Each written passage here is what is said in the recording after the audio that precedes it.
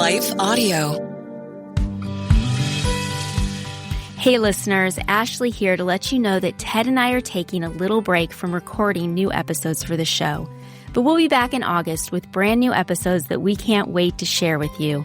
In the meantime, enjoy a few of our favorites from the last few years.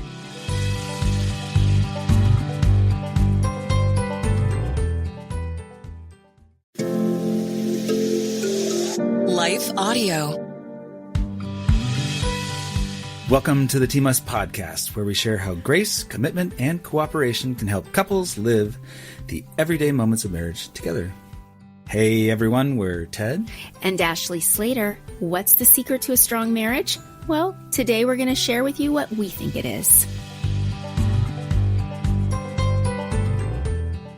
So Ted, about 2 months ago, Yes. I started seriously strength training. Yes.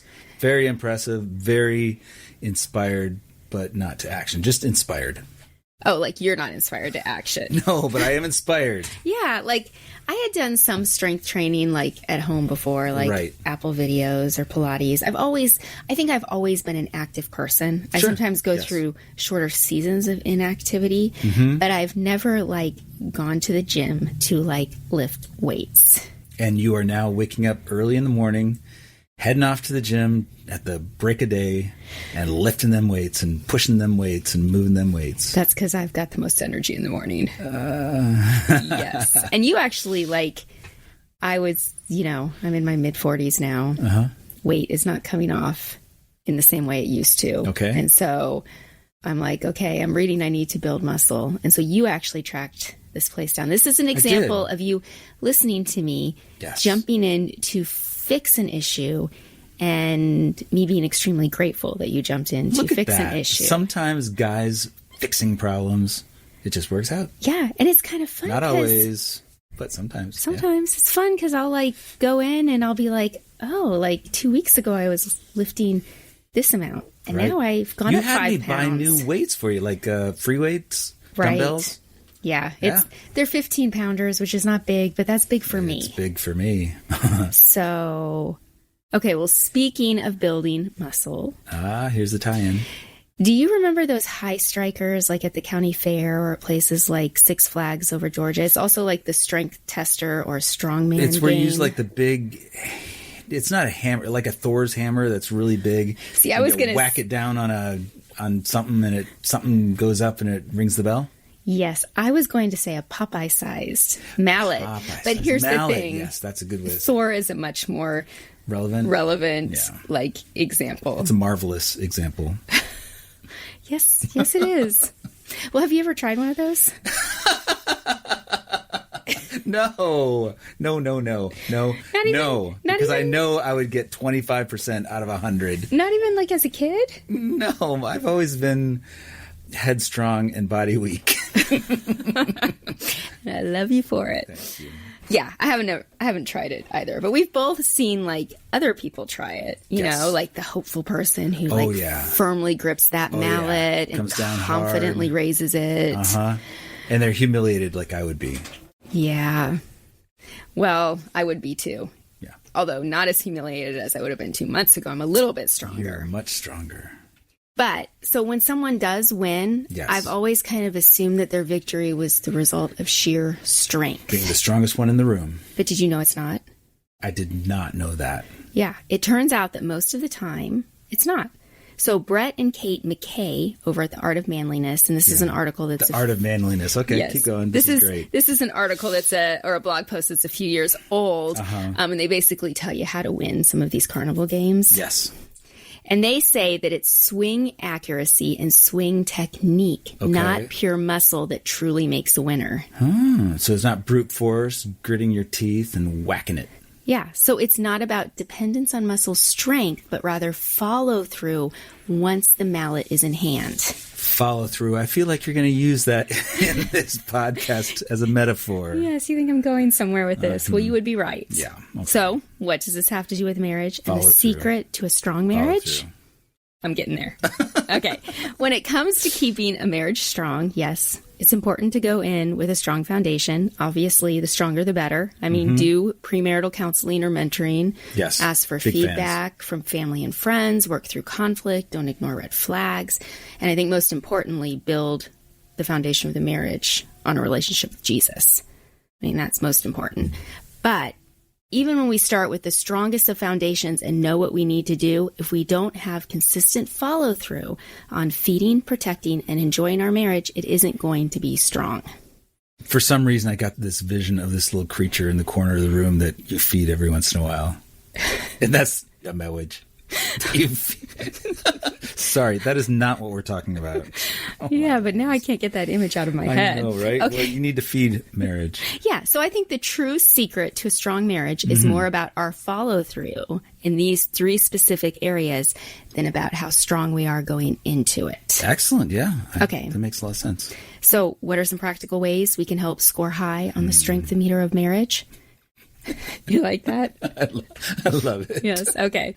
Well, after a short break, we'll talk about these 3 areas and practical things within each one that we as couples can practice.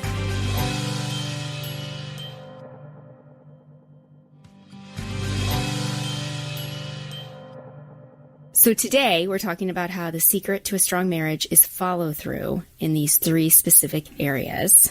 And the first area is to actively feed your marriage, not the creature in the corner of the room. So, I mean, we're not static. As long as we're living, we're changing. Yep. A river always changes. What did they say? You can't step into the same river twice? Yeah, or the same spot. Stream, something like that. Because the water's always moving. Yeah. Yeah, it's always different. Yeah. Every day's new. And the same is true of marriage. So if we want our marriage to stay strong, we have to feed it on a daily basis. So what does it mean to feed our marriage? There's a great question. Okay. Well, obviously the word feed is a verb. It's a word that denotes action. And just like eating to nourish our bodies is more than simply putting, our hand to our mouth, feeding our marriage is more than merely interacting regularly with our spouse. I think it matters, just like it matters what kind of sustenance we put into our bodies, it matters what kind of interactions fuel our relationship. Oh, this is good. I'm looking forward to seeing how you unpack this. Okay. So what can we actively feed our marriage so it stays strong and healthy? I have a few ideas. 1. Tacos. Well, that's going to nourish your body. I mean, maybe it's good for your marriage too. Give your spouse praise. That's an excellent suggestion. Thank you. Well, did you know that the Harvard Business Review says the ideal praise to criticism ratio is 5 positive comments for every 1 negative comment? I would think that would take some effort, Yeah. honestly, because we tend to critique, evaluate, criticize. That's what people do. But yeah, if you're grateful and you're more positive, I can see how that definitely help your relationship. Yeah, I didn't read the article in full. Like I scanned it, which maybe is not the most responsible thing to do. Yeah. But I think they were saying people perform better, like in their jobs. Absolutely, of course. When they have more attaboys. Praise. Yeah. Yeah. I still need to buy some sticky notes so I can put them on your computer. I looked. I couldn't find any. I've got 2 on my computer. One says, "Go get 'em, Tiger. You got this." And the other's somewhere over there. Yeah. And I think it was an Us Time Challenge a few weeks ago or a few episodes ago for me to put more on your computer. I am failing. But that's a tangent. Okay. So Second. Approach conflict like an adventure. And this one I think needs a little more explaining. We do have a really old episode that talks so don't about it. pursue conflict, but approach it when it exists as though this is an adventure. Yes. Okay. Well, in The Hobbit, because we are big Lord of the Rings fans, Bilbo Baggins tells Gandalf, "Sorry, I don't want any adventures. Thank you. Not today." And then he goes on to describe adventures as nasty, disturbing, uncomfortable things make you late for dinner. And I think a lot of us feel that way about conflict, right? Right. But if we look at Bilbo's story from start to finish, we see that he missed something early on. Something that I think we also miss when we choose to run from the discomfort of conflict. And it's this. The uncomfortable in life doesn't merely force us to change. It often leads to good and much needed change. Change that the easy way can't and doesn't bring. Right. So, and oftentimes you can't get there unless there's some kind of conflict you're working through. Yes. And dealing with conflict in marriage can be uncomfortable and inconvenient. It can disturb our status quo, and it can disrupt our dinner plans or date nights. So as a result, I think we often are like Bilbo and we say, sorry, I don't want any conflict. Thank you. Not today. So we ignore, avoid, or pretend it doesn't exist. But what if we stopped running from conflict and instead started viewing it as an adventure, as something that can feel like a dangerous and risky undertaking, but in reality can bring about our good? That's a great way to think of it. Yeah. I challenge people to pause this podcast and ponder that and then press play when you're ready to continue. Yeah. That's good to think about. Ponder. Yeah. All right. You ready for the next? The next two are pretty self-explanatory. Okay. So 1, create and cultivate shared interests. Okay. Because that means you do things together, you enjoy things together. And 2, pursue your spouse regularly. And that's somewhat metaphorically. Like you don't want to be running around the house. Chasing them. No, okay. So I went on a road trip with one of our girls this weekend. Yes. I get home. Yes. I come upstairs. And there's this really pretty rose in this little glass vase next to my side of the bed from you. That was you pursuing me. Yeah. It was just very sweet. It was sweet. I felt good that I made the decision to find that and put it there. Yeah, so that's like an example of that. Okay. Yeah. Okay. Well, we're going to take another short break. Short. And when we come back, we'll talk about 2 more areas we need to have follow through in.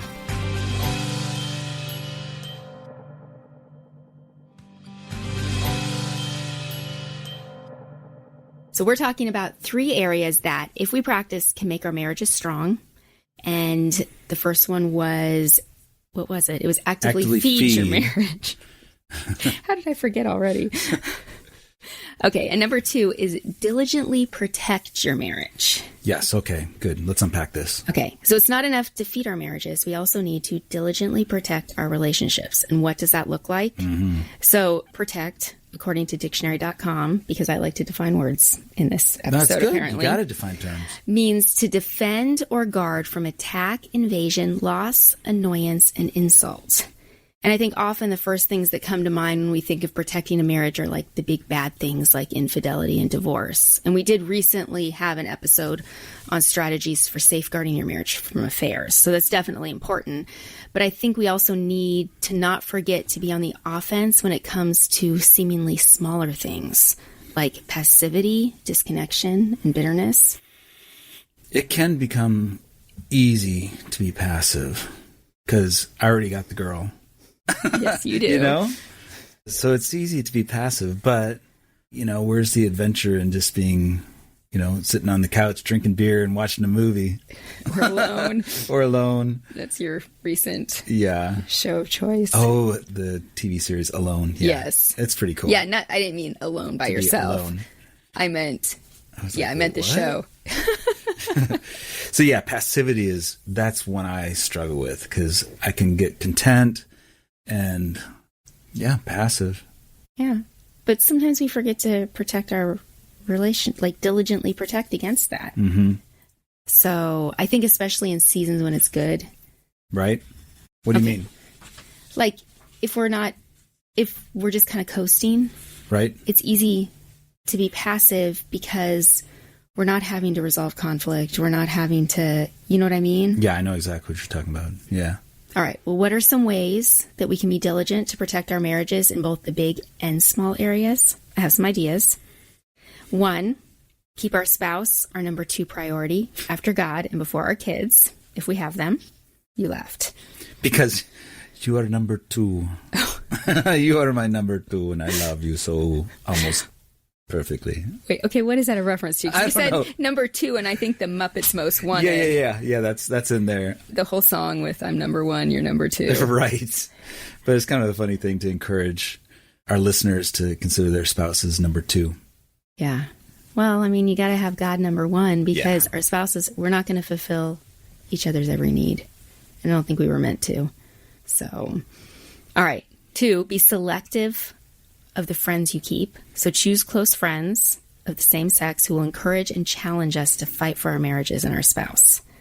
Number 3. Yeah, I think, was it in a different podcast or something you've written where you're talking about be careful, you know, like if you're sort of complaining or grumbling or whatever about a situation in your marriage, And that person, instead of like defending your marriage, you're like, yeah, your spouse is rotten. You should give him some space. You should, get back at him or something.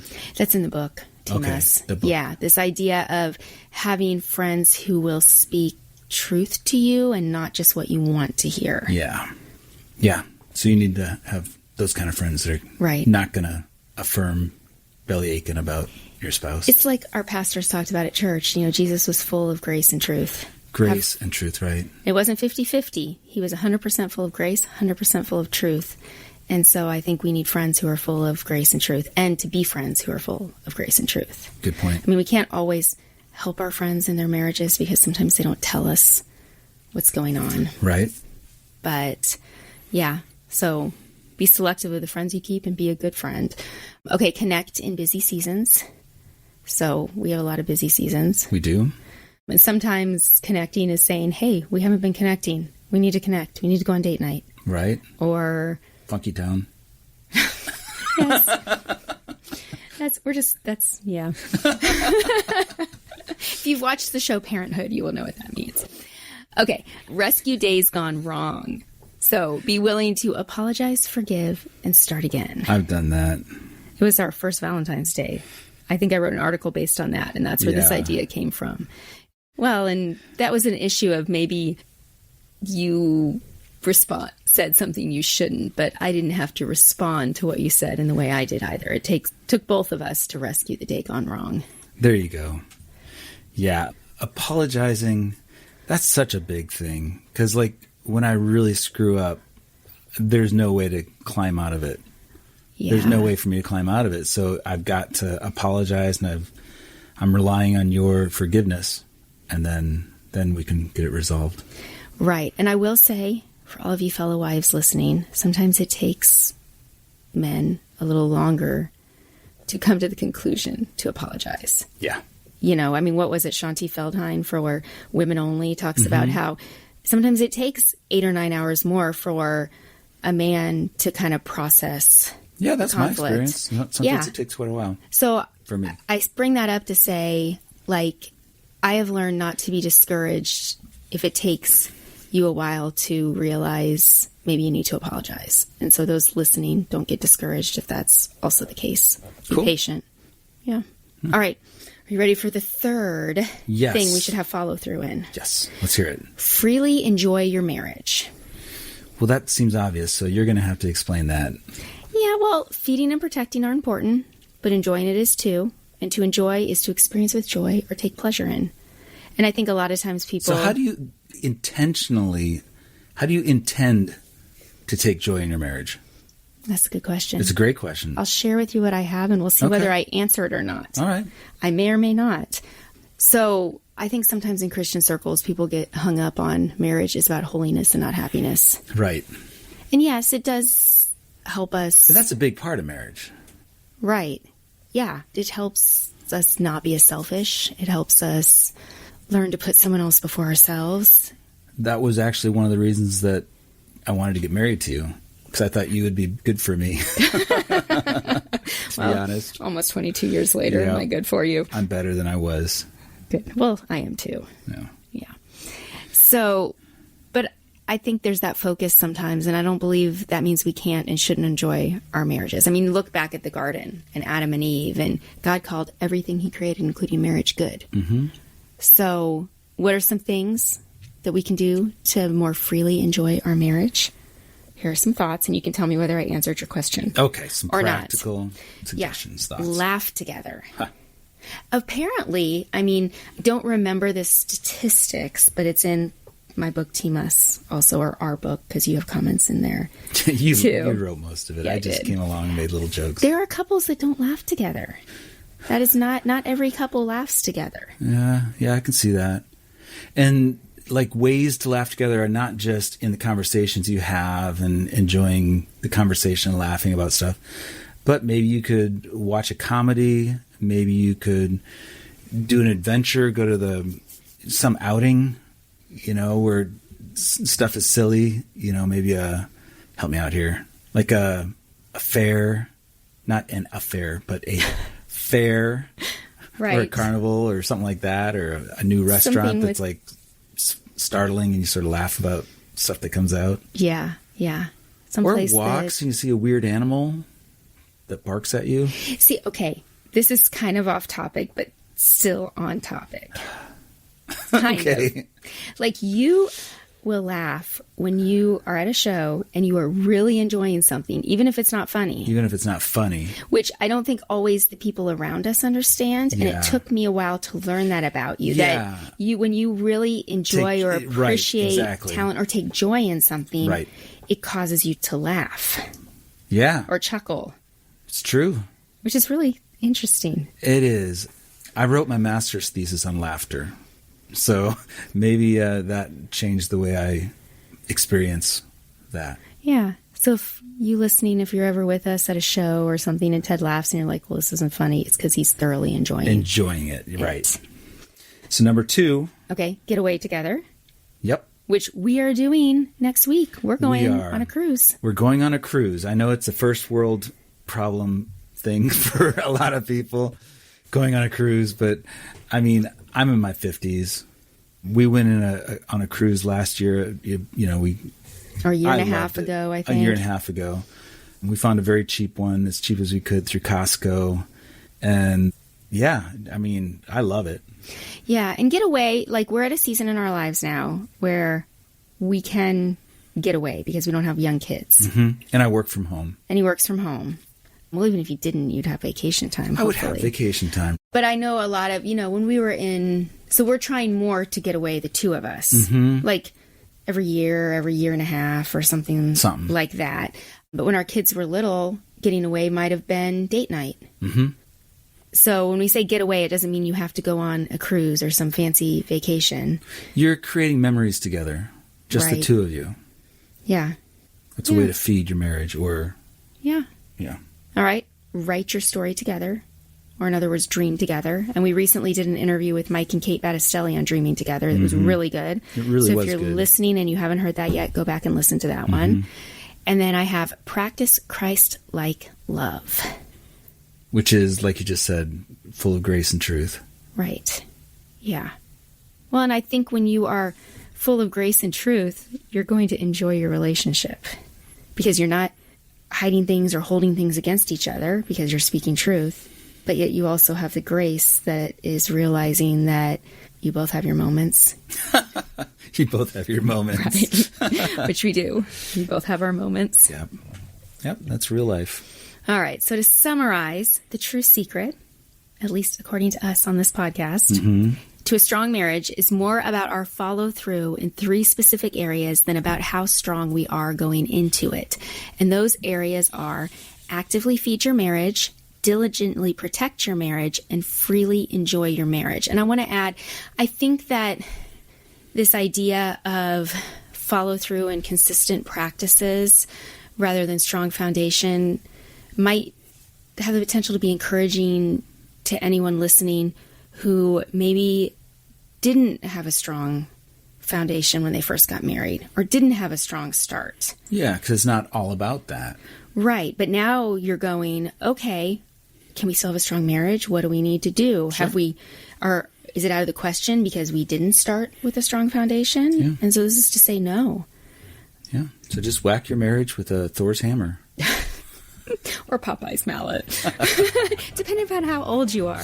So after this break, we'll be back with this week's Us Time Challenge.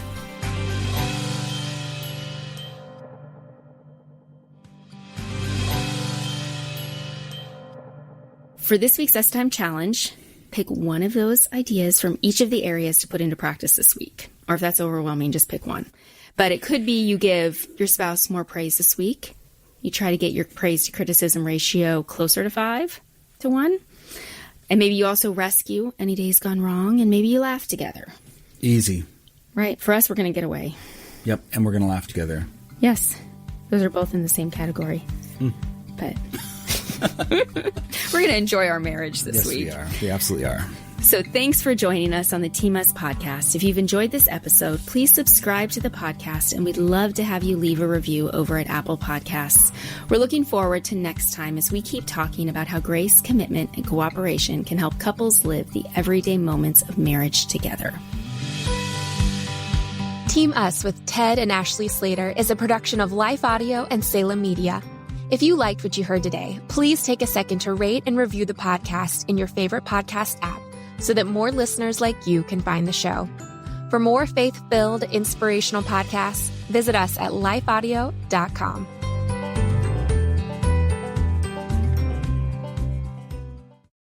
Hi, friend. Are you stressed? Maybe even worried about so many needs around you that you've forgotten you are worth taking care of too?